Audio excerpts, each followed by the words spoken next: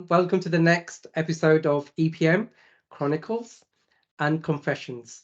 We have Mark Deprez with us here. Mark, could you please introduce yourself and your EPM journey? Yes, definitely. And thanks for having me, Tim. It's really exciting to share experiences with the EPM broader network. So I'm Marc Deprez. I'm a Belgian guy, actually. Uh, actually, been my whole professional life sort of in enterprise performance management. First 5 years on the business side with companies like DHL, GE Capital Fleet Services, where I was working, let's say, in a bridge function between finance and IT, because during those days, finance teams were not that systems literate as they are now.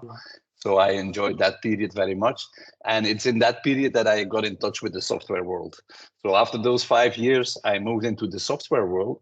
And I would say the red line in what I've done there has always been bringing innovation to the market, finding the next, let's say, kid on the block, the new kid on the block, the next innovative planning, budgeting, forecasting tool, making it big, and then moving on to the next gig, really.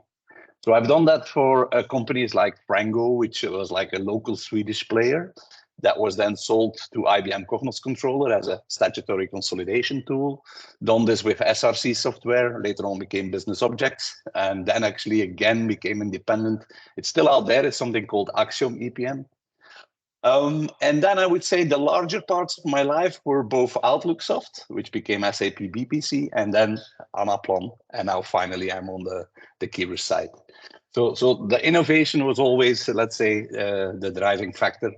What I can also say is that I have seen the whole evolution from mainframes to the first desktops on the desks, to the first local area networks, wide area networks, e-commerce, cloud adoption. So really innovation in that was driving my decisions to move on. Thank you there. So, have you had any humorous misconceptions in terms of what you actually do to the others out Yeah. there? Not that many. The most common one is probably the one where when you say I'm an enterprise performance management consultant, that they think that I'm, let's say, a personal fitness coach. But we have many, let's say, internally, talking to other EPM experts, we kind of make jokes saying, oh, I'm actually bringing the best pizzas in the world to the market because every pizza matters. Those Ah, kind of jokes. yeah, yeah. Yeah, the ever what is the other one? The eternal procrastination mode. So, but Yeah, it's yeah. more an internal thing, I would say. Fantastic. So, what's been your biggest challenge to date, and how have you overcome it? Yeah, a real big challenge in all of these adventures were that in the beginning years we used to do this as a distributor, right? We basically got the name of the company, but we're operating completely independently, building consulting teams, and hence also taking all the risk financially. Building teams of about 25 people is where we stood when we did this for Outlooksoft. And then at a certain moment, we got the news that SAP was acquiring Outlooksoft.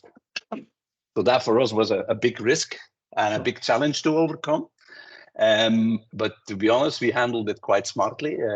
We had some mentorships at that time saying, listen, the only way you can pull yourselves out of this is by getting top level attention from SAP. So we basically filed a small lawsuit against them. And 2 days, 2 days later, we had a counter lawsuit on our doorsteps, us being like three directors Mm. against David against Goliath.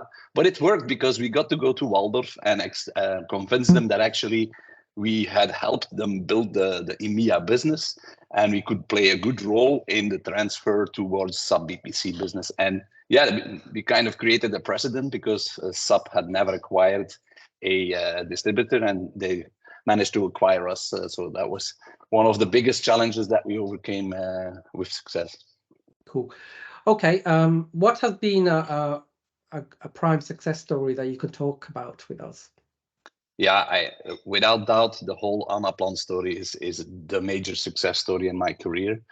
Well, it was really early days. It was back in 2013 where me and my partner in crime that I had done Outlooks with had the guts to go to San Francisco, convince the current CEO to invest in an area called Benelux where he had no plans in the next 2 years, and then building that company from a 50-person to like the mastodon that it has become today was really one of the biggest successes. And what was really rewarding in that is that the very early customers, the early adopters, let's say in the Belgium area where I live, companies like Brussels Airlines, AB InBev, AXA Bank, we managed to convince them to start small.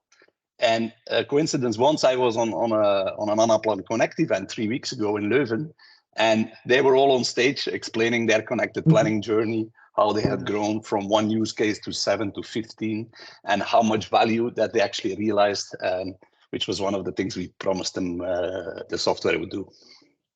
Great. So what's the most rewarding part of the job to you personally? To me personally, it's definitely the people aspect. Given I've walked through all of the possible functions in a software company, going from implementation consultant to pre-sales, sales, and so on. You always work for people, and the big slogan that my mentor taught me is people buy from people they like. Yeah. So it's that whole relationship building, that network building, that is very rewarding. I love it when after 15, 20 years, I get a phone call from a customer that was a Frango or an SRC software customer, but still wants my advice. That's really rewarding. So is there any kind of funny, quirky moments you can share with us in your career to date? Yeah, so the one of the more funny ones was during the period between the acquisition of Outlooks by SAP, because that period for me personally was a bit of a darker period in the sense that I saw that the innovation in the market was really dropping. You know, you had the big acquisitions, Cognos, IBM, Oracle, Hyperion, SAP, Outlooksoft, and other ones. So for me, I went into a contracting mode, doing firefighting on SAP BPC mainly, and had not expected to really return back to a new player. And the fun factor there was that one day I meet my partner in crime in a bar in Amsterdam, actually, and we were on a project together, and we were sitting down and talking about the ages of growing those companies, and we said, you know what? Why don't we have a look at the market again, individually? Let's both spend 30 minutes and come back with a top 3 of possible things we could go do. And the fun part was that, you know, after 10 minutes, we both came back and said, okay, let's turn the beer cards around and see what we've written down. And we both mentioned Anaplan. So that was really fun to see how, you know, how good it was to discover that there was still innovation happening. Fantastic. So you've been very experienced. You've joined many companies. What's been your inspiration for your current company now in terms of joining? Yes, that's a very interesting question as well. Let's say it started in my last role at Anaplan, where we actually created a new function, and that was a solution consulting role dedicated to supporting implementation partners, because we were seeing the growing importance of teaching partners also to sell instead of only just implementing.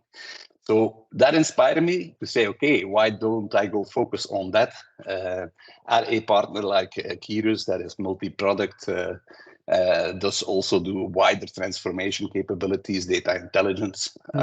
So yeah, it's the bringing the sales, pre-sales strength to implementation partners that inspired me.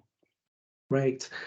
So the industry is very competitive. There's a lot of players. You worked with a lot of them. And in terms of how do you keep in touch with the trends, with the movements, you know, with products, with various things? What's been the research you're doing? Yeah, good question. I think the internet has made that a little bit easier over the years because you know there's plenty of communities out there.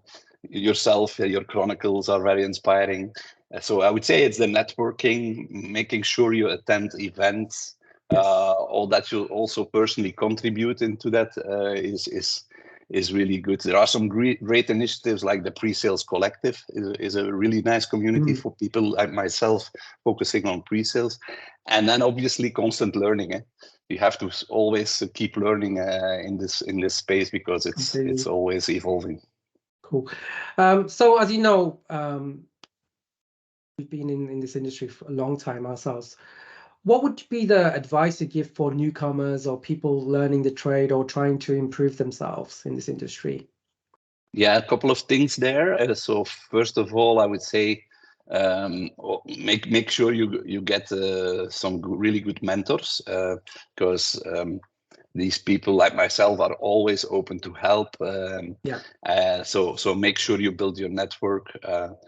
Also, carefully think about your career path. Don't get stuck into something if you have ambitions. If you have ambitions, make them clear. Because in this space, there are a really number of tracks you can go. You can go from being an implementation consultant, but have commercial flair to say, okay, then I move into pre-sales. Within pre-sales, you can have ambitions to lead a team rather than be an individual contributor. So really think very carefully about your career path. And if you're in a hiring position one day, make sure you hire people that are smarter than yourself, right? That's a good one. That's a good one. Yeah, definitely. Yes. So our industry is evolving. It's a lot of changes. Even in the last 6 months, I'm seeing lots of changes in many ways. So what's your idea? What's going to happen in the next 5 years in the industry? Yes, I think, first of all, I think the people that have pioneered this concept of XP&A connected planning, the likes of Anaplan, I think will definitely remain around, will still grow. On the other hand, I think there are a new number of upcoming players that are very innovative. And as my friend Martin told in his Chronicles a few weeks ago, I think it's that third generation of SaaS software that to me is now really getting grip on the market. It's really good that Anaplan finally starts to get some fierce competition, because that makes them sharper as well in planning their roadmap. So that I see evolving. AI ML definitely going to play a role, not only on the analytical part of the planning process, but also in the model creation. I really see some trends of people like Michael Gold, former, let's say, founder of Anaplan, who is now working on something really great called Kaleidoscope. And things like natural language processing, being able to query your planning tool. Those are the kind of things I see really evolving. Then I think another really good trend is that companies like Pigment are paying a lot of attention to the end user experience. I think Anaplan was a really great move towards the model builders, making model building really more business owned. They invested also heavily on the user experience, but I think tools like Pigment are the next level of making planning easier for a broader base of end users. Not only by making it easier, making it look more modern and sexy, but also paying attention on the BI part of it, for example. Those are the kind of trends I really see happening. Fantastic. Thank you so much for this insightful podcast. I kind of learned a lot myself here. So thank you so much and have a good day, and definitely keep in touch and we'll talk soon. Thank you. Definitely. Thank you so much. Bye-bye.